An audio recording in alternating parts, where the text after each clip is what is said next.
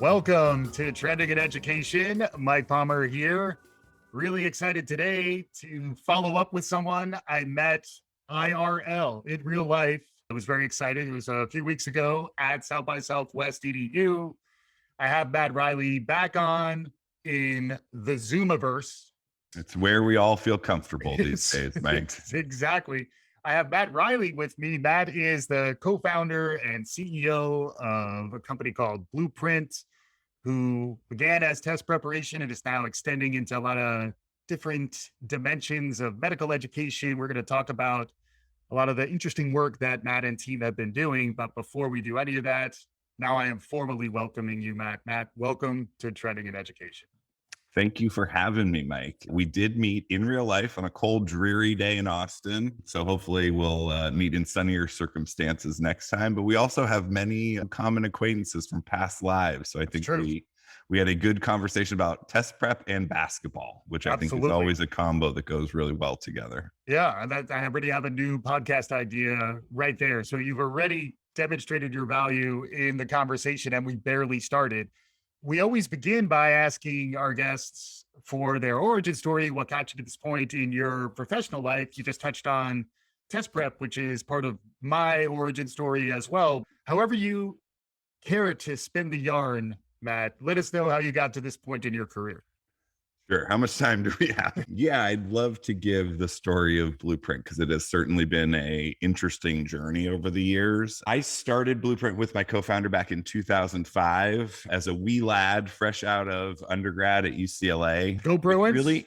Go Bruins. And I did not have much to my name except a very good LSAT score and some teaching abilities. I put those two together and we started an LSAT test prep company that was 2005. So we were before the days of online education. It sounds very quaint these days, but we grew up as a in-person LSAT test prep company. Students used to come to these places called classrooms to learn things and listen to someone live and in person. I know that sounds crazy to some of the younger generation, but that's how we did things. And through those early years, we really got firsthand knowledge and experience with what type of learning experiences would drive better results for our students. The initial idea behind Blueprint was what we called edutainment. I mean, it was really the idea that you could take what is traditionally viewed as a really frightening, intimidating, terrible process.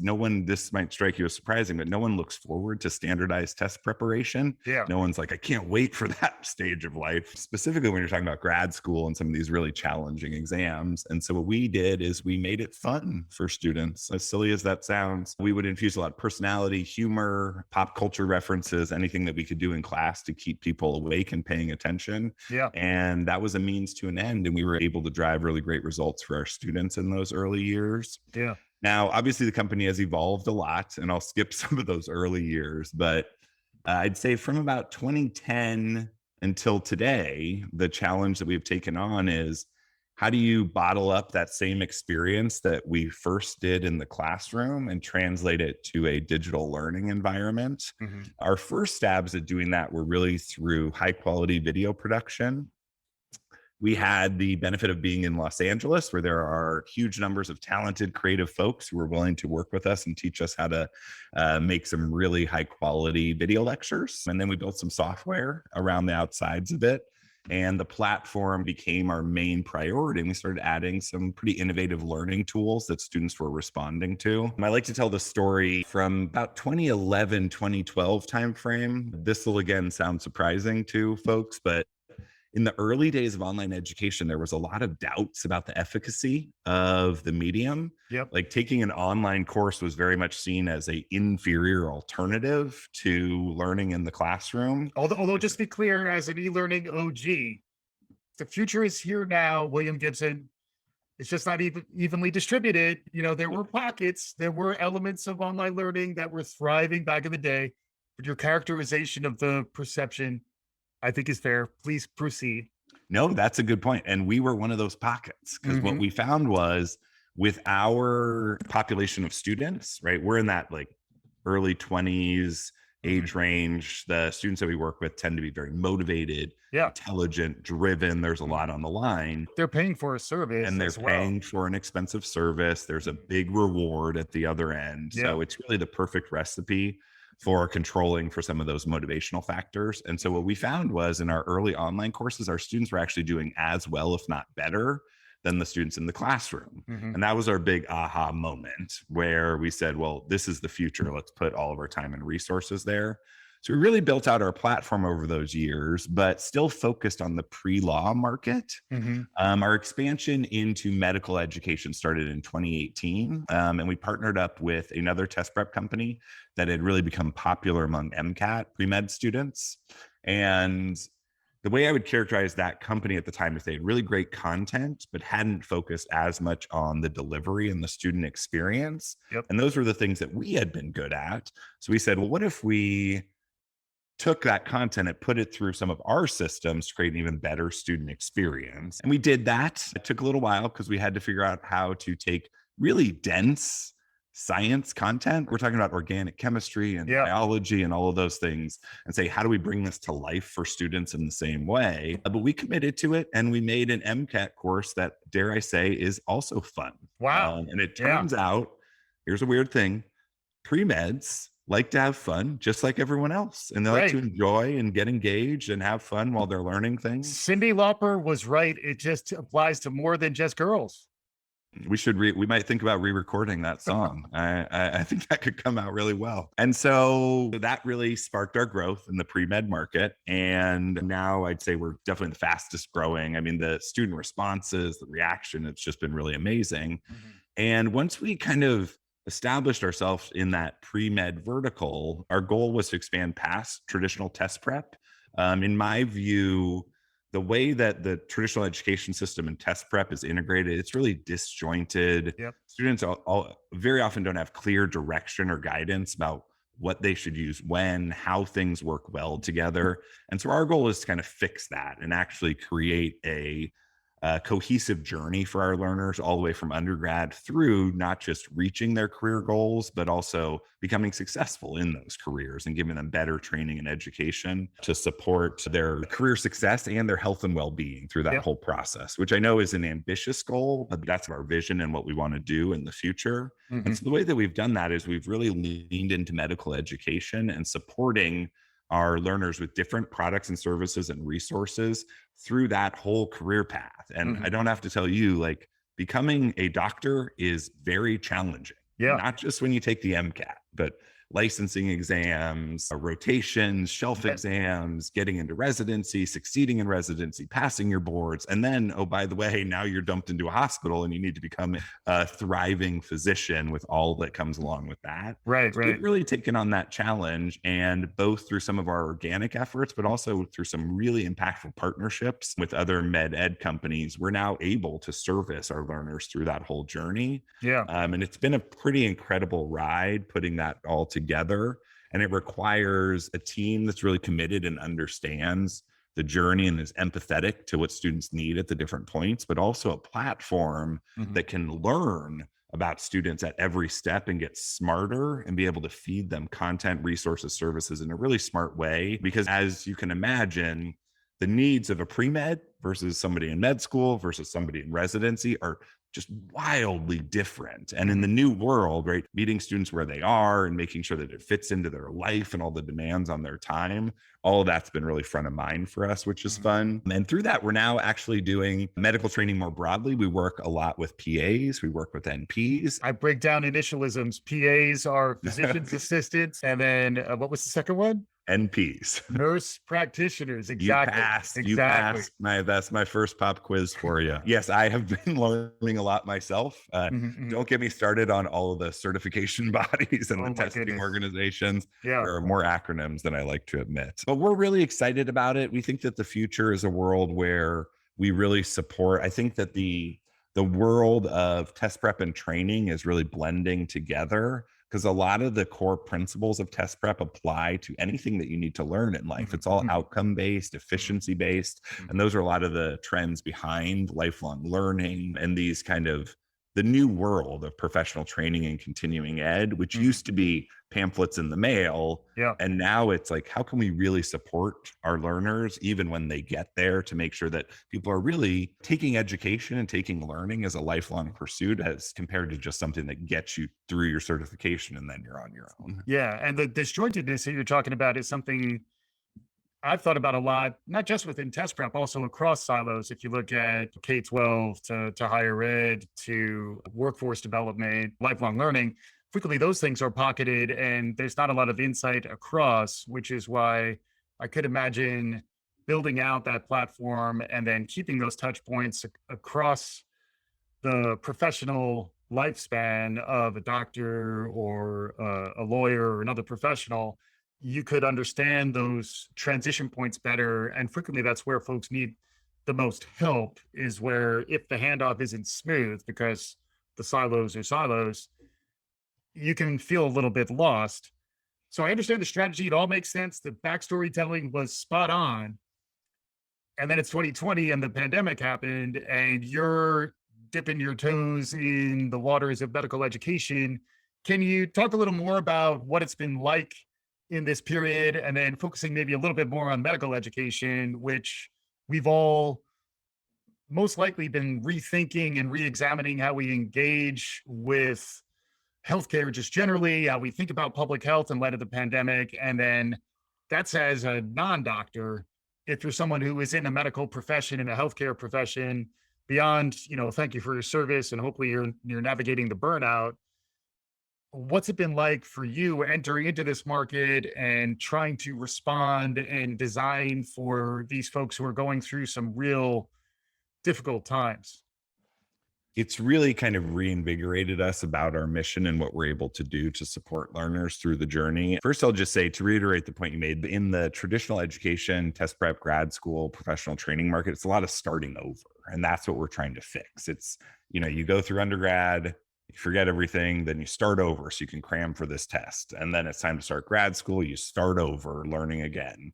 And then it's time to get certified. You've forgotten everything. So now you start over again. And that fundamentally is what we're trying to fix. And you can do that through making sure that students you're building what we think of as almost, it's analogous to a digital health profile. If you think about what your doctor can see, there's a longitudinal way that they can look at how you've done over the years, medications that you've used, everything else. Well, think of your education in the same way, right? Having a hub where everything is stored and where there's data available that makes the process more efficient at each subsequent step is the eventual goal. So in terms of COVID, the online education ecosystem, it has certainly accelerated a lot of progress, and that's been exciting. And that's been felt really, I would say, across the whole ed tech community. There's so much exciting innovation happening in a lot of different areas. So it's been a really fun time. Like a lot of areas of the world, I like to think that it didn't dramatically shift where the industry was going, but it certainly accelerated things. We probably had a decade of progress in the span of 18 months,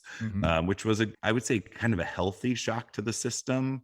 One of my fears on a big level is that traditional education systems will ignore some of the things that happened during COVID and just snap back to how we were doing things before. Yep. We're seeing that a little bit. And instead of leaning in and taking advantage of the opportunities that hybrid learning and online education platforms can give to students, it's hard to break from those models because they make a lot of money at the end of the day. And I'm not questioning motives, but just like really being kind of forward thinking and innovative with where we're going. On the healthcare side, as we've leaned into medical education, I've learned more about the healthcare system in this country. There's a lot of really troubling trends, and COVID really exacerbated a lot of the problems. In a way, there was a real positive that came out of COVID, which was the idea that in the middle of a global pandemic, people saw healthcare workers going into hospitals in the middle of nightmarish conditions and helping people. And at the end of the day, saving lives, risking their own lives, like really doing heroic work. So healthcare heroes, I think it put that in a spotlight, and that is long overdue. We've seen another kind of positive is that we've seen a huge uptick in interest. So the number of people applying to med school, applying to PA school, the number of people getting into nursing, all of those numbers are increasing, which is great. Now, there are some like supply and demand issues there that need to be resolved because, and now I'll flip to the other side, there's a real crisis in healthcare in our country, and it's getting worse. And the pandemic accelerated some of the negative trends. We do not have enough advanced practitioners out there, meaning doctors, PAs, NPs, and nurses, to service the healthcare needs of our country generally, let alone during a pandemic. So what was happening is you have people holding up signs, people saying thank you to our healthcare heroes, all of that stuff. That's great. But then healthcare workers go into the hospital, go into the medical settings, and they're working under terrible conditions. They're understaffed, they're overworked. So there's all these trends around burnout, people leaving the profession, which is just making the crisis worse. Mm-hmm. So that's been the part that we've really taken to heart. And as a medical education and training company, we are incredibly excited and proud and passionate of the idea that we can help fix that. We can actually help give people better training and education so that when they get there, they avoid some of these symptoms of burnout, and we can hopefully lessen the amount of people leaving the profession. Our fundamental theory, and I believe this to my core, is that when you want people to feel successful in their career of choice, that relies on really good education and training. And again, not something that just gets them there, but something that supports them when they are there. People want to learn, people want to grow, they want to improve, they want to feel that self-satisfaction that comes from it. And the other piece to it is community. If you feel alone, if you're in a hospital and you don't feel like you have a community of people that you can talk to, that you can empathize with, that understand what you're going through, it can be this really lonely experience. You can imagine people, especially during emergency times like we've been through, you can't blame people for saying, I'm out of here. And so what we're trying to do is continue with our learners and say, we've gotten you here. We're going to continue to support your journey through your career, challenge you to take learning seriously, to continue to upskill so that you can show up at your job feeling good about what you're doing every day, and then build community around it. Because when people know that other people are going through the same things, we really think that that can be impactful on improving job satisfaction for these people who we now see are healthcare heroes. But let's treat them like heroes and support them in all the ways that we possibly can. That makes sense. It reminds me of a signature move that I make on the show. I get social emotional, baby. There you go. Shout out Whitney Houston, Gone Too Soon. But I've been talking about that since we started back in 2016. And that is a massive trend. Even beyond a trend, it's almost like a mindset shift that has happened where if you're not empathetic, you're on the wrong side of professional growth and advancement and really fulfillment within your career. And that's why I do think the continuity of care that you're describing, it's almost reminiscent of a primary care physician or nurse practitioner who knows you, knows the family doctor, who actually knows where you are, not just in this particular hurdle, but more in your full life, and then tries to be curatorial, which is another area that I wanted to get into with you as well, which is, a guide who isn't necessarily trying to sell you on their own things, but also as someone who can take a step back, look at things somewhat impartially. The increased focus and the trends around lifelong learning, the reskilling and upskilling of the workforce, all of those things are great, but they're very much focused on people who want to learn new things. If I want to get a new career, if I want to go be a data analyst, right, there's a million resources out there for me to have a career pivot and go try something new. What there hasn't been enough focus on is exactly what you're talking about, which is supporting people who are pursuing these high stakes careers and giving them professional preparation through the journey to get there and once they arrive. And what that requires is that vertical orientation that you're talking about. It's this idea that at each step we have data about thousands of students who have been through this same process. So it's not just that we can feed you content that will help you learn the things that you need to know. It's that we can actually anticipate and be more predictive about the challenges, the obstacles, what career paths might actually be the most successful for you in the future. Because as you can imagine, these students have profiles where you can draw some connections and look at people who might be successful in one specialty versus another. And again, that can have the impact of increasing satisfaction once you get there. Now, the other piece that you're talking about is in the traditional system, test prep, and I would broaden it to kind of ed tech generally, supplemental resources and everything else. It is very much a walled garden. It is the old school system of it's us versus them. Use our stuff or use their stuff. And if you use their stuff, we don't want to talk to you. I think that is outdated. It's not the future. One of the great things that the internet has done over the past decade is it's led to this massive proliferation of amazing content and resources. Like the type of stuff you can use to learn now is so cool and exciting that none of this existed. Trust me, I was doing it 10 years ago, right? 10 years ago, it was like a grainy video shot by some guy against his wall in a basement. Like it was bad. And now you look at the stuff that's out there, it's really amazing. Here's the bad part about that.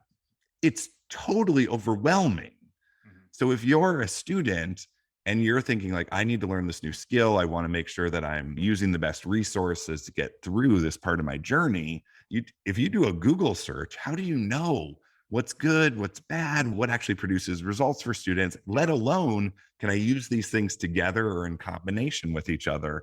So what we are doing is we actually form content partnerships. So we go out there and we say, look, you have this resource for students at a particular part of the journey. We think it's very high quality and it's complementary to the stuff that we do for students. So I'm not going to tell people not to use it. They're going to buy multiple resources. Students have incredibly high standards. They're going to put together their own package.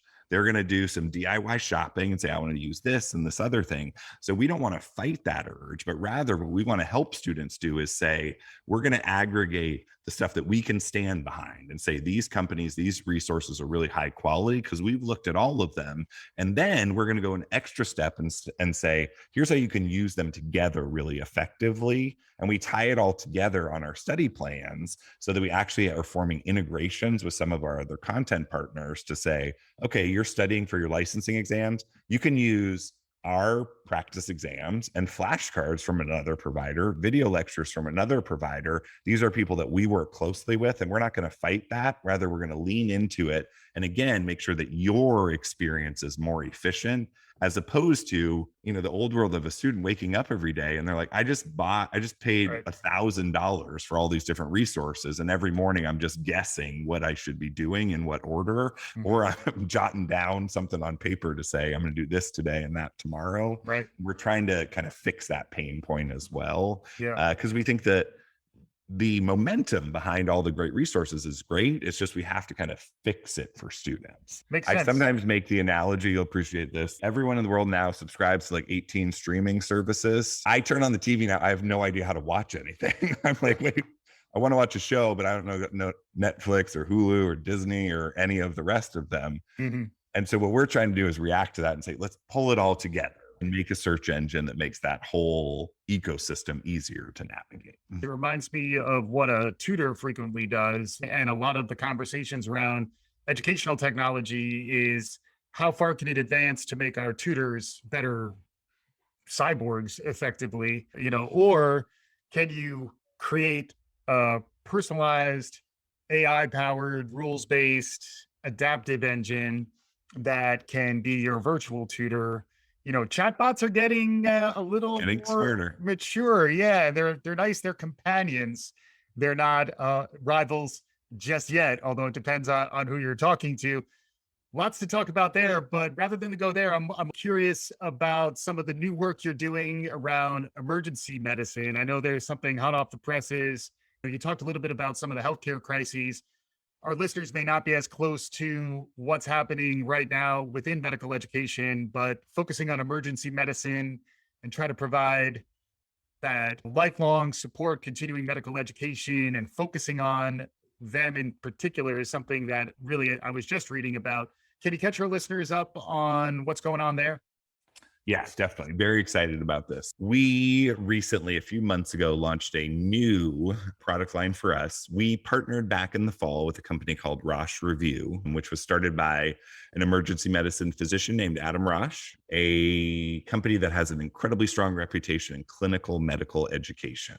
So think of this as the really hard stuff. So we have physicians putting out content every month for learners in all kinds of different specialties that helps them through residency and passing their boards to get certified as physicians. So when we looked at these same problems that we've been talking about, what we wanted to do was come up with a solution that supports our learners as they enter the profession, but in a really holistic way, right? If you're a physician and you just want to satisfy your CME requirements, continuing medical education, there's a million options for those. There's plenty of pharmaceutical companies that will help you do that. So you have to do a certain number of hours, get a certain number of credits to maintain your certification, like a lot of professions. And there's tons of options for that. But generally, the options prioritize ease of use, or sometimes they're paid for by the pharmaceutical companies to get ingratiated with physicians, you might say. Neither of which supports what doctors actually need. They want to stay up to date on the latest trends. They also want people to help them through this really hard life transition. These people have been through medical school, 4 years of medical school, 3 or 4 years of residency. That is incredibly challenging, the time commitments. You have to sacrifice a lot of things in your life to get through that process. And now all of a sudden you're certified to be a physician, you're walking into the hospital. So in the same way, we want to support these people through that stage of the journey to make them successful. So we put together a subscription-based product that pushes out new content to emergency physicians every month.